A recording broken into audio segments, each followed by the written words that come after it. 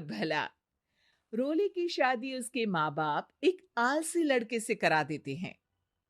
चलो, रोली की शादी हुई और हमने गंगा नहाई। और क्या, बेटियां तो होती ही हैं बोझ। हाँ, पर अब क्या चिंता, उतार तो दिया बोझ तुमने। अब वो लोग समझे। ससुराल में रोली का पति कहता है, देखो, मैं कोई काम नहीं करता। ये बात तुम्हारे मम्मी पापा को बता दी थी मैंने। अब जो किराया आता है दुकान का, उसी से घर का गुजारा करना है। कभी भूल से भी कोशिश ना करना किसी चीज की डिमांड की। क्या मम्मी पापा को पता था कि आप कोई काम नहीं करते? और क्या, बड़ा अच्छे से पता था। उन लोगों को तो तुम बोझ लगती थी। बोल रहे थे कि बस शादी कर लो, और कोई मतलब नहीं है। रोली को ये सुनकर बहुत गुस्सा आता है, लेकिन करती भी तो क्या, क्योंकि वो जानती थी कि उसके माता पिता ऐसे ही हैं। जैसे तैसे रोली दिन काट रही थी। रोली को एक प्यारी सी बेटी होती है। धीरे धीरे वो बड़ी होती है और उसके साथ उसकी जरूरतें भी बढ़ती जाती है। सुनिए जी, अब तो सिमी बड़ी हो रही है, उसका स्कूल में दाखिला कराना है। मैंने अब तक तो जैसे तैसे समय काट लिया, लेकिन मैं बच्ची की परवरिश में कोई कमी नहीं रखूंगी। अरे क्या है यार, अब तो लगता है कोई ना कोई काम ढूंढना ही पड़ेगा। अब पति रोज काम की तलाश में जाता और बिना किसी काम के वापस आ जाता। रोली समझ जाती है कि पति के अंदर अब काम करने की क्षमता नहीं है। वो बेटी को उच्च शिक्षा देने के लिए कुछ करना चाहती थी, लेकिन करती तो क्या करती। एक दिन रोली की सहेली कहती है, रोली, मेरी कोई औलाद नहीं है। अगर तू मेरी औलाद को जन्म दे तो मैं तुझे तेरे मुंह मांगे पैसे दूंगी।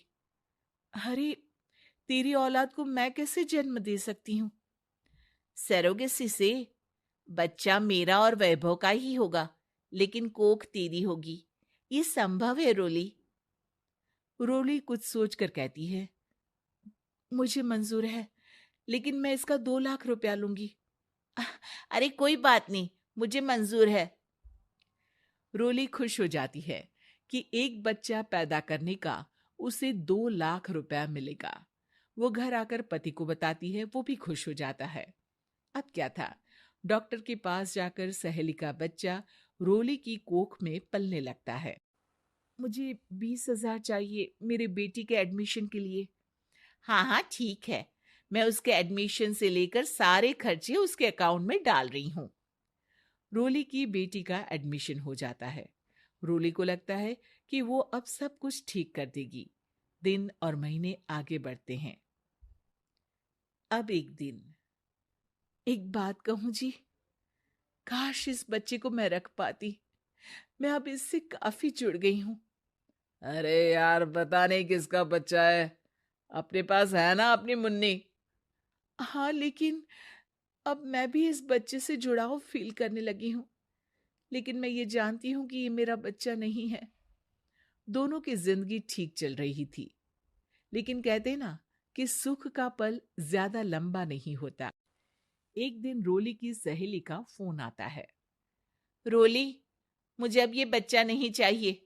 मैं अपने पति को छोड़ रही हूँ। अरे लेकिन मुझे पैसों की जरूरत है।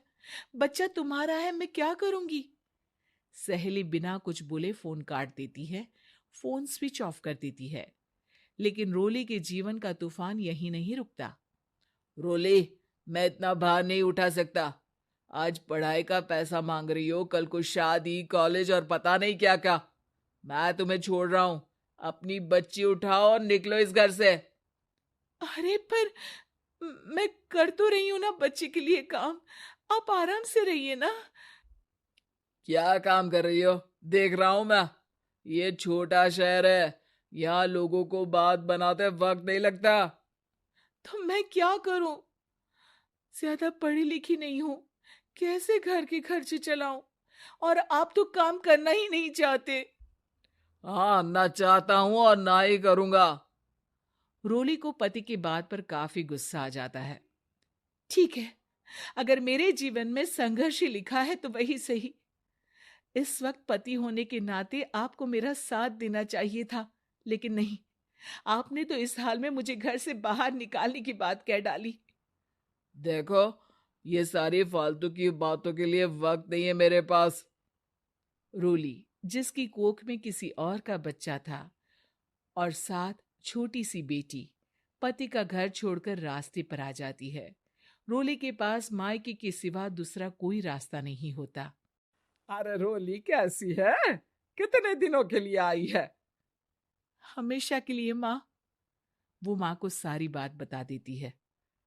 ओए लड़की, इतनी हिम्मत का काम कर लिया। अरे ना ना, यहाँ कोई जगह नहीं है। तुम तो अपना बोरिया बिस्तर उठाओ और निकलो यहाँ से। रोली के पास अब मायके का रास्ता भी नहीं बचता।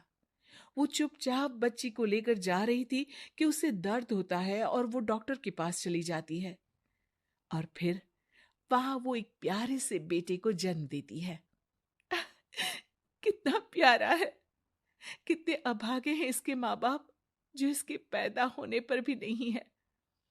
तभी वहां डॉक्टर आ जाती है। रोली, बच्चे के पिता तुमसे मिलना चाहते हैं। आपका बहुत बहुत शुक्रिया। मैं इस बच्चे को पालूंगा, भले ही इसकी माँ ने इसे छोड़ दिया हो, पर मैं अपनी जिम्मेदारी निभाऊंगा।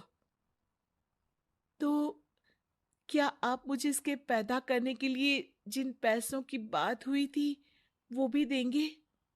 हाँ, और साथ ही आप चाहें तो मेरे घर में रहकर मेरे बच्चे की देखभाल भी कर सकती हैं।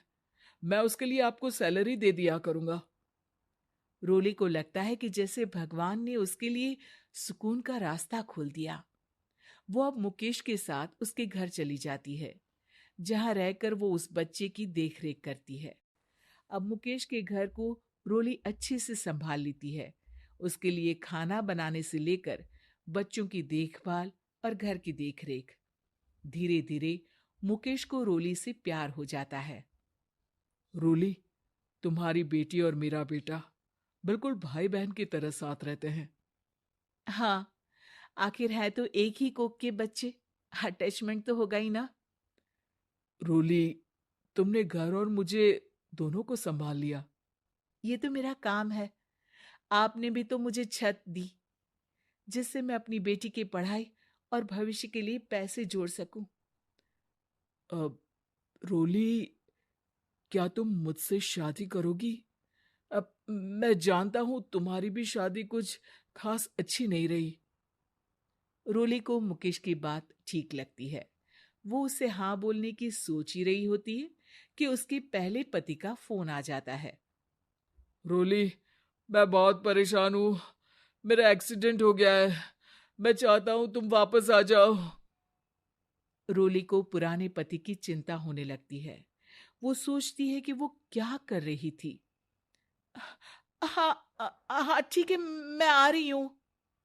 हाँ रोली, आ जाओ, लेकिन बच्ची को कहीं हॉस्टल में छोड़कर आना, क्योंकि मैं नहीं चाहता कि हम लोगों के बीच फिर से वो सारी बातें हो। रोली को समझ आ जाता है कि पति आज भी सुधरा नहीं है। वो पति के पास जाने से इनकार कर मुकेश को हाँ कर